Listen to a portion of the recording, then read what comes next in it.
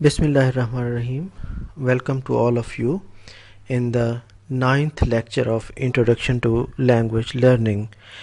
In this lecture, we will discuss about influence of Renaissance on the development of English language.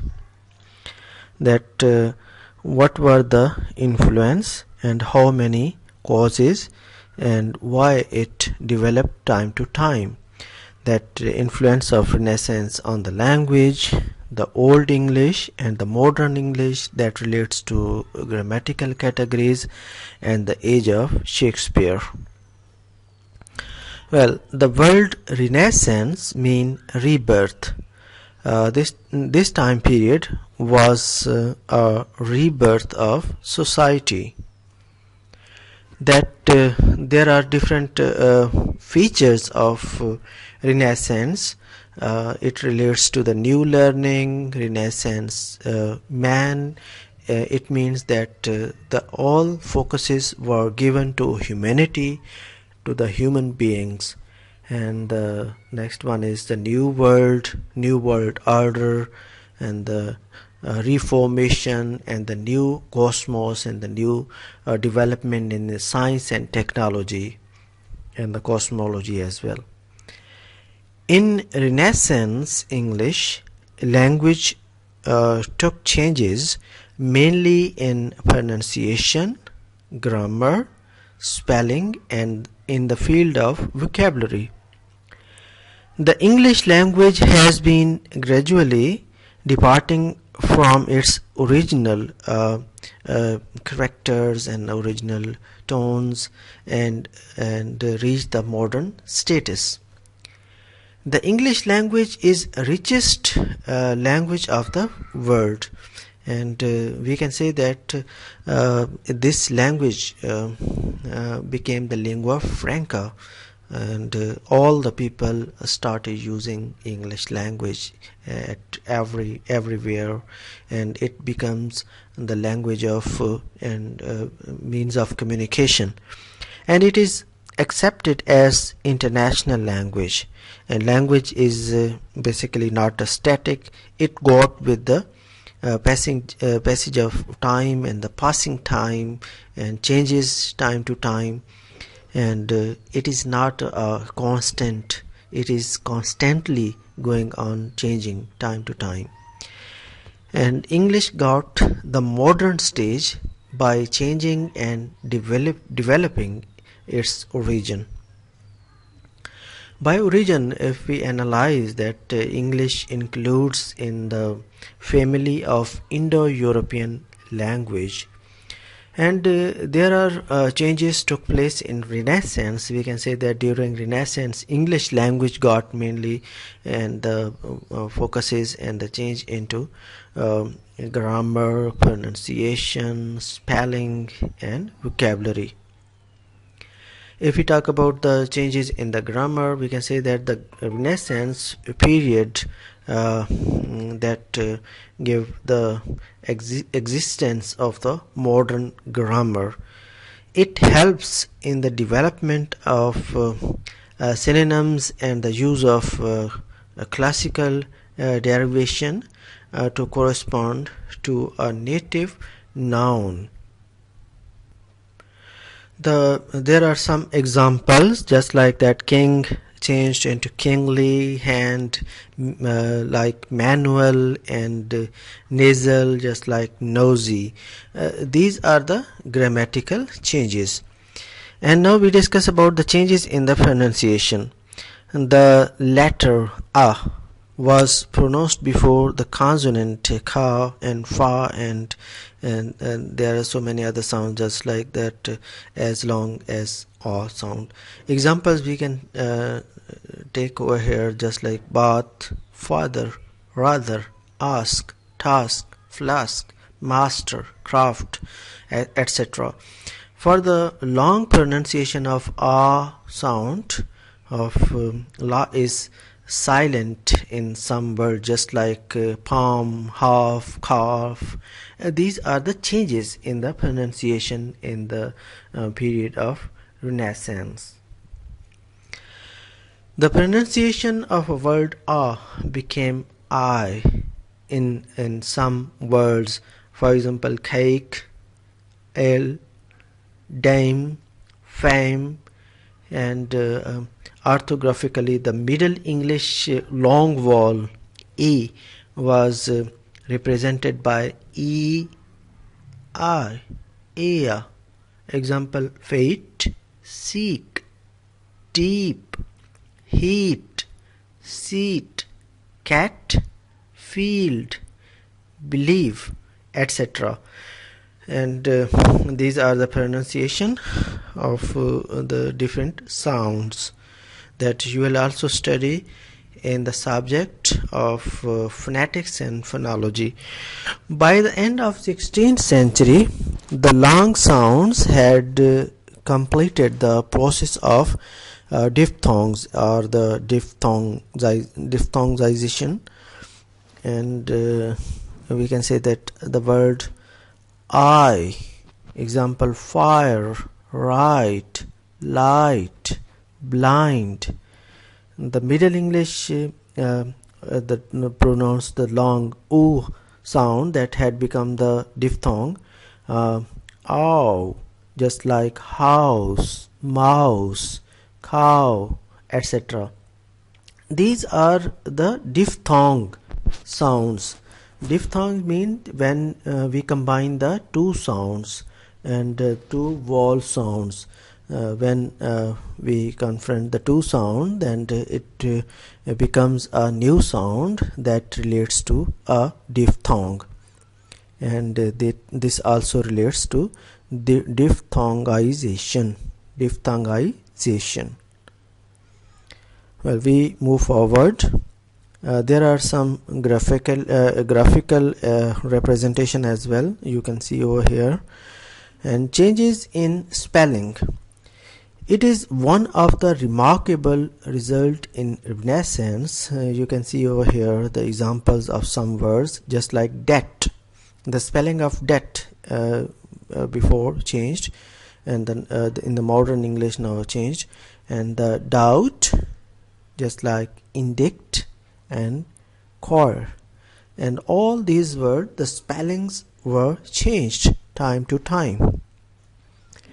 If we talk about the vocabulary, we can see over here the growth of vocabulary during the English Renaissance, that 1500 to 1650, some 10,000 to 12,000 words entered the English lexicon.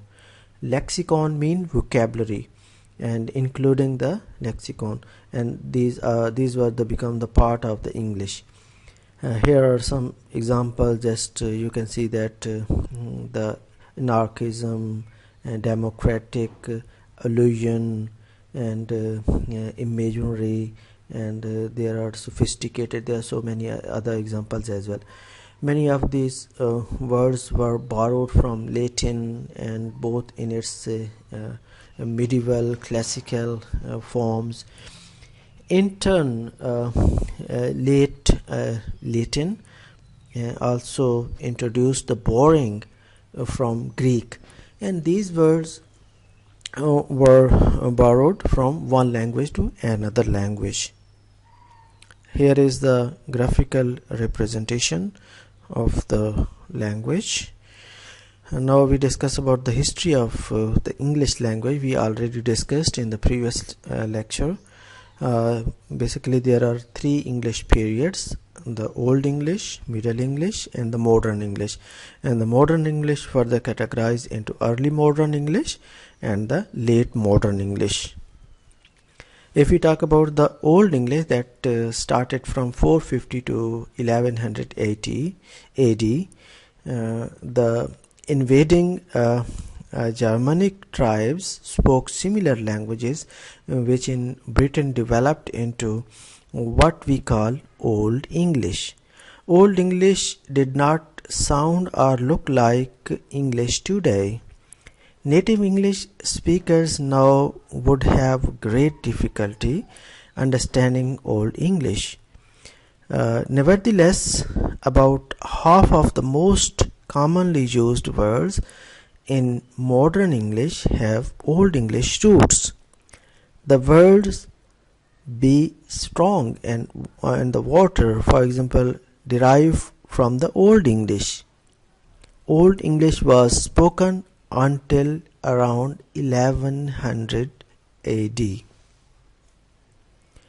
And there are parts of the poem that relates to the Old English. You can see over here the Middle English that started from 1100 to 1500. In the age of William, that started from 1066. The conqueror, the Duke of Normandy, part of modern France, invaded and conquered England. The new conquerors, called the Normans, that brought with them and the kind of French, which became the language of royal courts and the ruling and the business classes. For a period, there was a kind of linguistic class deviation where the lower classes spoke English and the upper classes spoke French. In the 14th century, English became dominant in Britain again, but with many French words added, and this language is called Middle English. It was the language of the great poet, just like a Chaucer, from 1340 to 1400, but it would still be difficult for a native English speakers to understand today. Here is the example of Middle English by Chaucer. Now we discuss about the early modern English that started from 1500 to 1800. Towards the end of the Middle English, a sudden and distinct changes in the pronunciation, just like in the Great Vowel Shift, started with the vowel being pronounced shorter and shorter. From the 16th century, the British and the contact with the many peoples from around the world, and this and the renaissance of the classical learning meant that many new words and phrases entered the language. The invention of printing also meant that there was now a common language in print. Books became cheaper and more people learned to read. And the printing also brought standardization to English, and spelling and grammar became fixed, and dialects of London, where most publishing houses became the standard. And in 1604 the first English dictionary was published. You can see over here. And now we discuss about the late modern English from 1800 to date to the present time. The main difference between the early modern English and the late modern English is vocabulary. The late modern English has many more words arising from two principal factors. Firstly, the Industrial Revolution and the technology created a need for new words, and secondly, the British Empire and its height covered 1/4 of the earth's surface, and the English language adopted foreign words from many other countries. And varieties of English. From around 1600, the English colonialization of North America resulted in creation of distinct American variety of English. And some English pronunciations and the words rose when they reached America. In some ways, American English is more like the English of Shakespeare than modern British, the call Americanism, are in fact original British expression that were preserved in the colonies and while lost for a time in Britain. And we can say that the English called the impact from the colonialization. Spanish also had an influence on American English, and this was a result that the Spanish English also used in English language as well as in the American West as well. The French words and the West African words also influenced American English and the British English as well. Today, American English is particularly influential due to the USA's dominance of cinema, television, and popular music, trade, and technology, and including the internet as well. But there are many other varieties of English around the world, including, for example, Australian English, New Zealand English, Canadian English, South African English, Indian English, and Caribbean English. Now we discuss about the Shakespeare's language. Shakespeare's English that did not written in Old English or Middle English. Shakespeare wrote in early modern English, and early modern English is one that relates to only one generation of language from the English we speak today. Shakespeare only had an 8th grade education, and there were no dictionaries at that time, and Shakespeare is credited by the Oxford English Dictionary with the introduction of nearly 3,000 words into the language. His vocabulary numbers upward 17,000 words at that time. Few words by the Shakespeare at that time that he used in his dramas, in his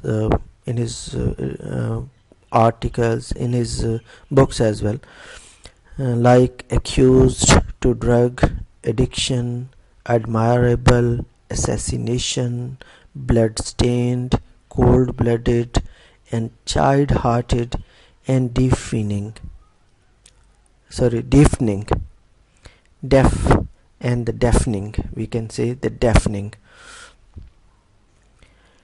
And the phrases coined by Shakespeare, as good luck would have it, be all and the end all, break the ice, and eaten me out of house and home, and elbow room. These are the phrases that he used in his dramas.